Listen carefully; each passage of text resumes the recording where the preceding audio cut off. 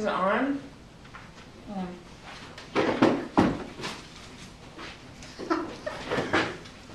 We can pop this out. You're gonna filter this part, right? Yep.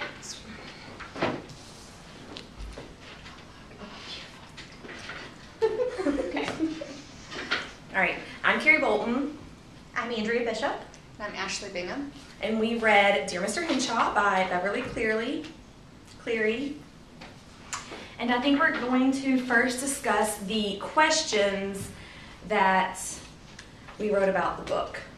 Okay, the first question that we have is, throughout the book, Lee's feelings about his dad change. And we're going to talk about what we think caused Lee's feelings to change throughout the course of his life. You know, at the very beginning, Lee was in second grade, and he had, you know, just sort of a childlike view of his father. Should we double check that you can hear us? Do you think you definitely can hear us? Definitely hear us. Okay, sorry. He kind of had a childlike view of his father, so he really, at the beginning, still loved him, I think. But as the book progressed, things that his dad did made him really upset. He stopped calling when he said he would. He lost the dog Bandit. And so, you know, at one point he said, "I hate my father." Yeah. But then toward the end, you know, he kind of seemed to grow up a little bit and start accepting, you know. Well, one of the things that we had discussed earlier, I think he saw, he was protective of his mother, for starters, and so he'd see her struggle and work these long hours. And so I think that kind of fed his anger, but when he was able to see how she viewed his father and was, you know, would still, you know, stick up for him and, you know, that kind of thing, I think it helped his feelings to heal as well. Well, I think the entire time, I mean, Lee throughout this entire book is pretty young. And so I think when you're young, it's easy for your emotion, you know, you automatically just are kind of, your emotions are already influenced so easily by everything that's around you. So, you know, when his dad didn't call, he would very easily have his feelings hurt and be mad. But then one of the qualities with his mom that I really liked is that she never bashed his dad. So I think that, you know, that kind of, he would be hurt and have his feelings hurt, and you know, he would say, if he loves all of these things, why doesn't he love me? And, you know, she could justify, like, it's not that he, you know, she could always justify or kind of make Lee see the good qualities in his father. Well, she turned the focus back to his father, too. She didn't, you know, she made sure Lee knew, this isn't about you. Yeah. This is your father's, you know, path and decision and things. So I think he just had kind of natural feelings with any child of divorce. I think he kind of did that natural flow of ups and downs, and I think the book highlighted that really well, too. I mean, you know, let's see, when was this book published? I mean, for the time, I don't think there were many, 1983. I mean, this was probably groundbreaking at that time, to talk so openly and freely about a divorce from a child's point of view. So. Well, and also, you know, his emotions, is the question just about his emotions with the divorce and his father, or is it? About, Yeah, or is it it about how everything? his dad changed? How his dad changed, okay.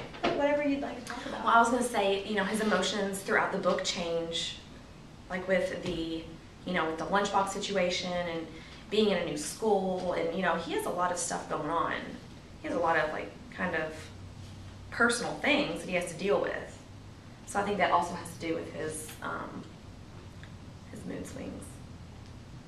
Well, you know, we're talking about kind of how this highlights the life of, you know, a young to kind of an adolescent boy. Another question that I had was, why do you think that Dear Mr. Henshaw was a Newbery Award winner? I think that we've kind of hit on some of the points. I mean, it deals with divorce, it deals with the struggles that he has. I mean, do you all have any other ideas about that? Well, and I think that throughout the book, Beverly Cleary, and I said this earlier, I think that she really speaks, or I think she really, you know, for being an adult, she's writing this book through a child's eyes. I think that she really hits the nail on the head. I think that she, like, describes his emotions. I think, you know what I'm trying to say? Like, she, like, talks the way that a child would talk. She really gets in his shoes. Yeah, she gets it, exactly. well, and I think one of the other things, you know, storyline aside, the format that she uses, which is just a series of letters that Lee writes, I think was an interesting, you know, approach to writing a story like this, because you see it straight through Lee's eyes the entire time, while still, you know, getting glimpses into, you know, Mr. Henshaw and into the custodian and into his mom, but you see how they are through his eyes, and I thought it was an interesting format. One other question that was on here is, why do you think that only Lee's letters were included in the book? Why weren't Mr. Henshaw's replies included? Do you all have any thoughts about that? Well, just, you know, we were kind of discussing before we started this format, but when he first started writing to Mr. Henshaw, he was asking for pointers on how to be a good writer. And Mr. Henshaw's advice to him was to write. And so when he started writing back to Lee, he wrote him a list of questions, which kind of forced Lee to write. And so as we read Lee's writing, we see him evolve as a writer and, you know, as an individual as he's growing up, and just kind of see the changes that it... And I liked that how in the beginning when he was answering the questions, his mom was making him, and he was, you know, I don't really remember exactly how he worded it, but there was a lot of times where he'd be really frustrated and be like, this is all the questions I'm going to answer for tonight. You know, like he was obviously frustrated that he had to do it, but then, you know, then he starts writing to Mr. Pretend Henshaw because he doesn't want to annoy him. So he's, you know, he's writing for himself. So I think I think that it's a good portrayal of how I like how you can see Lee develop as a writer. You kind of see how he, you know, how he changes and develops and matures, really.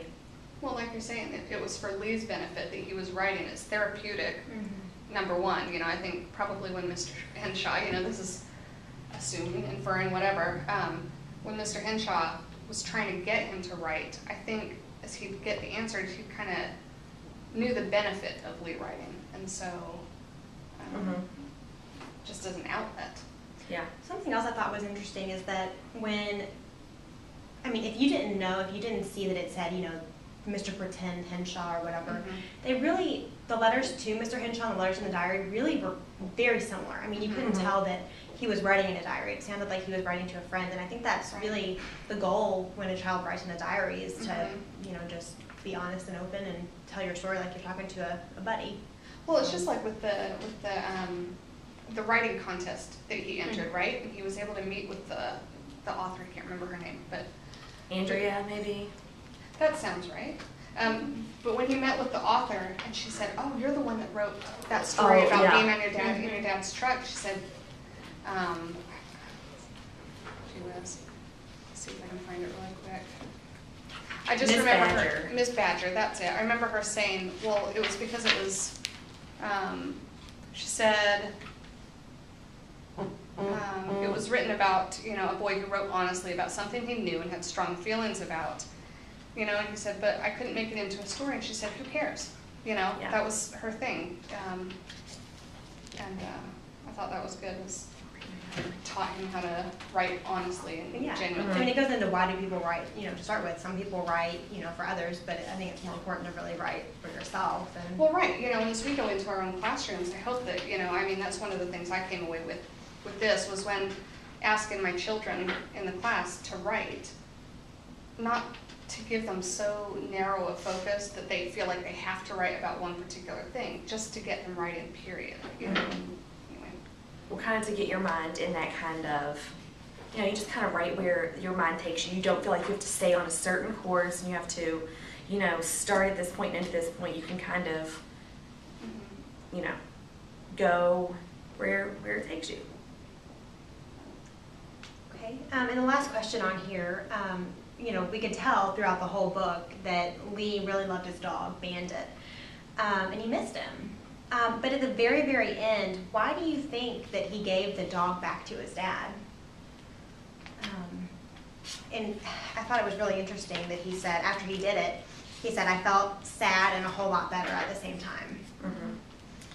Well, I think ultimately, you know, no matter how bad of a dad his dad was, or even if you consider him a bad dad, you know how no matter how you view his dad or how Lee viewed his dad, you always still love your dad. You know, you always still want the best for him.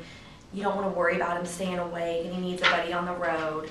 So I think, you know, it just shows that, you know, Lee has matured a little bit to where he doesn't stay angry at him and, you know, hold grudges, but he, you know,